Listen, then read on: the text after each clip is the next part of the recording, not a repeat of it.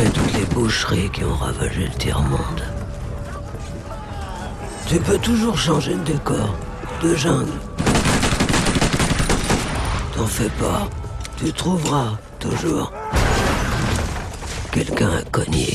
Dans un sens, c'est surprenant qu'on me demande de faire la voix de Boogie, mais quand on a apprivoisé le film et ce personnage, parce qu'on se rend compte que cette histoire, c'est quand même du 3e, 4e degré, et que justement, si on veut faire contre-emploi total et pour dire bah, Boogie, finalement, c'est une grosse farce et tout le monde va se marrer parce que c'est vraiment un truc terrible, quoi. C'est un personnage terrible.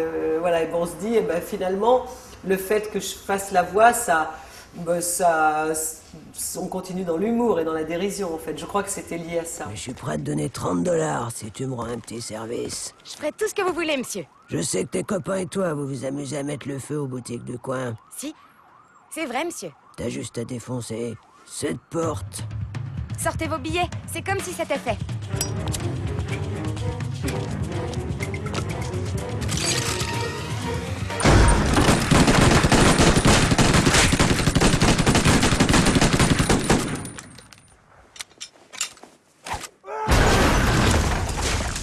Moi, ça m'a beaucoup plu parce que je l'ai trouvé intéressant.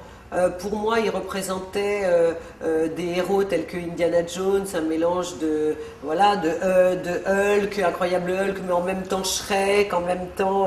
Et Léon, moi j'ai trouvé. Je pensais à Léon de Luc Besson. Je suis dit là un petit côté Jean Reno dans Léon. Et oui, parce qu'il est quand même terrible, il a beaucoup de défauts. C'est un être imperméable à tout ce qui se passe, à toute sensibilité. C'est un tueur professionnel, c'est un nettoyeur. Mais il le fait en plus pour son plaisir personnel. C'est-à-dire qu'il est... et puis alors pas du tout branché sur tout ce qui est sentiment amoureux, de pitié, de compassion, tout ça, il ne connaît pas. Tu veux que je sois franc? Je vais l'être, Marcia. T'as des yeux de batracien. Je savais pas qu'on pouvait ressembler autant à un crapaud. J'avais jamais remarqué avant parce que j'étais trop dégoûté par ton obésité. En une semaine, tu t'es transformé en tonneau. Tes jambes, c'est pas des jambes, c'est des pattes d'éléphant. Mais le pire de tout, Marcia, c'est comment tu putes la gueule. Putain, je te jure, je préfère encore les égouts de Saigon. Au début, j'ai assez peiné parce que j'ai commencé à vouloir faire un Rambo et puis je suis pas vraiment arrivée. Et en fait, Boogie, il est, quand il se parle souvent à lui-même, il est un peu comme ça sur lui-même, il parle souvent seul à voix haute, enfin il est un peu disjoncté, quoi. Et, ou alors quand il s'occupe de sa petite copine Marcia, Marcia! Et en fait, je lui ai fait une voix cassée, mais en même temps, oh mon petit Boogie, tu perds la tête. Il y a un petit truc comme ça, ouais, il est un peu sur les trucs, il y a un Jean Gabin, un Jean Gabin branché. Écoute bien, Marcia, et n'oublie jamais ce que je vais te dire. La principale cause de la violence dans le monde, c'est qu'il y en a toujours un qui cherche à voler de la nourriture aux autres. En fait, j'ai voulu trouver le Stallone un peu... Mais alors du coup, Stallone à côté, il est 1000 fois plus héros, parce que lui, il faut qu'il arrive à tout prix. Alors que... il est un peu fatigué, Boogie, quoi. Il est un peu...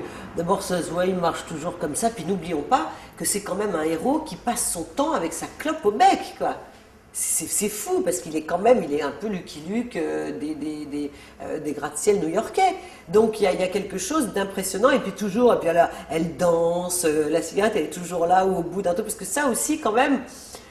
c'est ce qui m'a un peu... au début, je me suis dit, tiens, c'est bizarre, un héros comme ça, avec une cigarette tout le temps, et qui lui donne son petit côté un peu ronchon. Alors déjà qu'il est un peu comme ça, il est super promenade comme ça, et en plus, avec sa cigarette, on ne comprend pas toujours ce qu'il dit. Donc je l'ai attaqué sur un son un peu comme ça, oui, monocorde. Il a un côté, quand il est dégueulasse quand même, avec cette pauvre fille, avec Marcia, qui lui dit des horreurs. Tu as des jambes de batracien, machin, ça. Bon, quand il lui dit vraiment, il lui dit mais des pires horreurs, et il est là, impassible.